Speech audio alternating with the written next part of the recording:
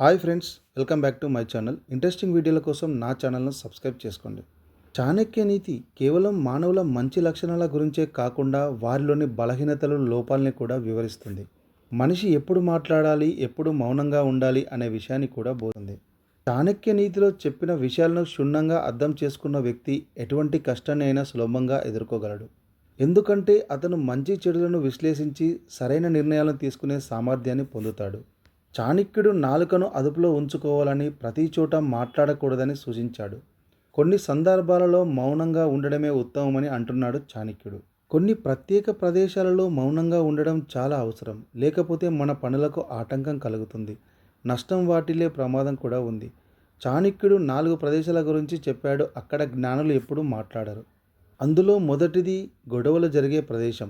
ఎక్కడ గొడవలు, కొట్టాటలు జరుగుతున్నాయో అక్కడ మౌనంగా ఉండాలి. కొంతమంది తనని అడగకపోయినా జోక్యం చేసుకొని సలహాలు ఇస్తుంటారు. అలాంటి వారికి చాణక్యుడు ఒక ముఖ్యమైన విషయం చెప్పాడు. ఎక్కడ పోరాటం జరుగుతుందో అక్కడ మౌనంగా ఉండండి.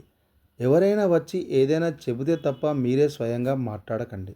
ఇక రెండవది, కొందరు వ్యక్తులు తమను తాము ఎక్కువగా పోడుకుంటూ ఉంటారు. అలాంటి ప్రదేశాల్లో మౌనంగా ఉండడమే మంచిది.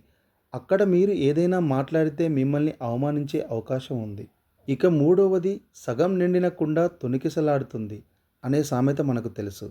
అంటే కుండ ఖాళీగా ఉంటే నీరు చిల్లుతుంది, నిండితే చిందదు. అలాగే కొంతమందికి తక్కువ జ్ఞానం ఉంటే ఎక్కువగా మాట్లాడతారు. పూర్తి జ్ఞానం ఉన్నవారు ప్రశాంతంగా ఉంటారు. సగం సమాచారం ఉన్న మౌనంగా ఉండడం మంచిదని స్థానికుడు చెప్పాడు.